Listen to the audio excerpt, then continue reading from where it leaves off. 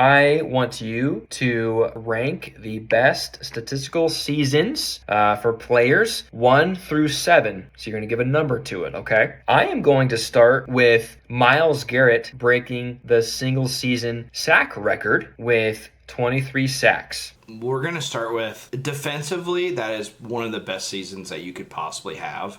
Sacks and interceptions, I feel like, are the two biggest things involved with defense. It really sucks because he's on an awful team too. I don't think I can go the worst. I think I'm going to put this at 6. It hurts, but I think there's going to be some offensive numbers in seasons that are they're going to be nuts. Okay, up next we have Peyton Manning, 2013 Broncos. You knew where I was going with it. Dude. So he had 5,477 yards, which is the NFL single season record. He had 55 touchdowns, which is also a single season record. Yeah. Yeah. Do you want to know how many yards per game and how many touchdowns per game he averaged? 342 passing yards per game, 3.4 touchdowns per game. Oh my God. I already thought, before I even knew that stat, it was going to be one of the top 3 numbers for sure. If not, the best passing season you could possibly ever have. I mean, touchdowns and yards. This is going to be a reach. I usually hold on to it.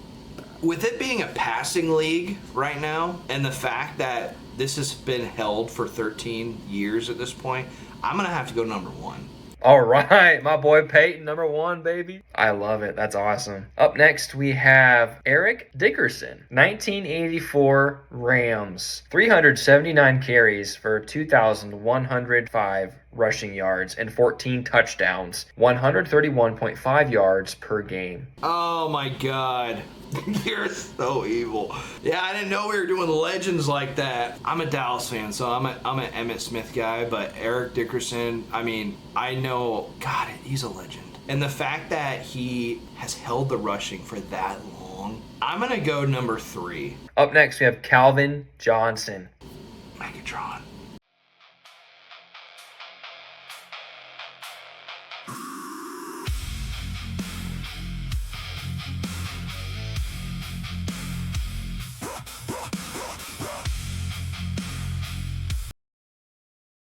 (2012) Lions, 122 catches, 1,964 receiving yards, and 5 touchdowns. You only had 5 touchdowns? I know, right? I noticed that too. Golly, 1,900 receiving yards.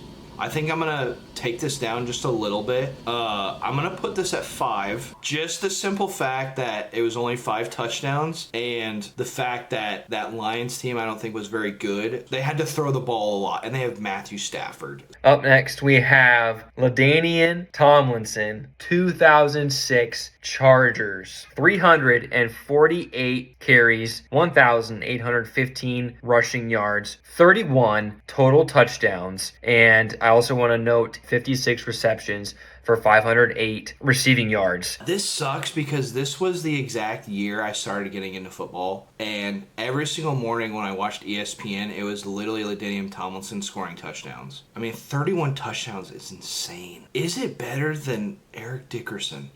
You're probably going to have another quarterback on here and it's going to kill me, but I think I'm going to go number 2. Up next, we have Richard Lane, or he was also known as the Night Train Lane, 1952 Rams. As a rookie, he had 14 interceptions in a 12-game season. When you brought up Myles Garrett, one of the first things I thought about was Night Train Lane with his 14 interception seasons. I did not think you were going to pull that out. He holds the record as a rookie, 12 games. That wasn't even an era where they were throwing the ball like that either.